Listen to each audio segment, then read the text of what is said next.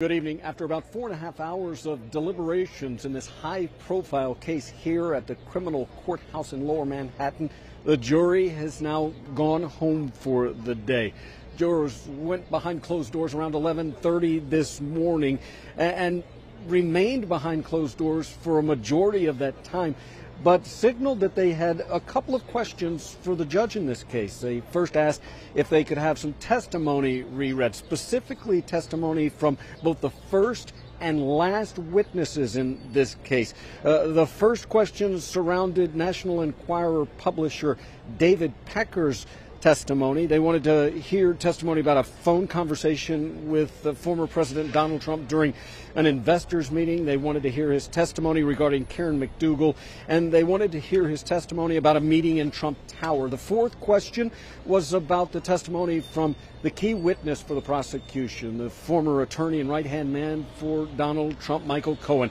And again, they wanted to know about his meeting in Trump Tower. That was followed just moments later by another question surrounding the jury instructions that Judge Juan Merchan gave the jury this morning before they went into deliberations. Now, those instructions lasted about an hour. It's not clear if they want the entire instructions reread or just a portion of those instructions. What the judge says is, we'll do all of that, but we'll do it in the morning, go home for the day.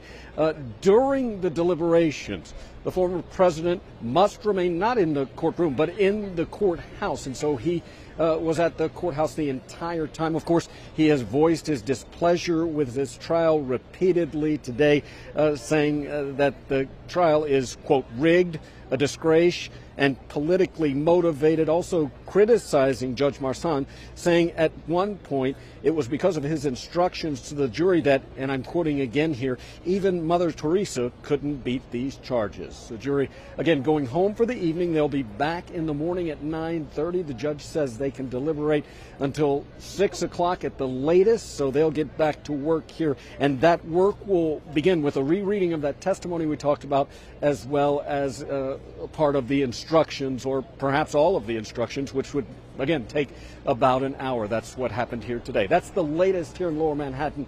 I'm Jay Gray. Now back to you.